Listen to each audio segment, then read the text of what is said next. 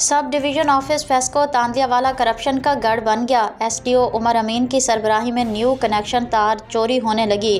Corruption बेनकाब। Zoya news plus registered के तांदियावाला से खसूसी नुमाइंदे इशरत अमीन जोया से हासिल होने वाली रिपोर्ट के मुताबिक वापडा सब डिवीज़न ऑफिस के एसडीओ उमर अमीन की मिलीभगत से इकबाल नामी शख्स जो कि गाड़ी ड्राइवर तैनात है, एसडीओ का ज़ाती खर्च चलाने में मसरूफ़ रहता है। खर्च चलाने के लिए न्यू कनेक्शन तार भारी रकम में फ़रोख्त होने लगी।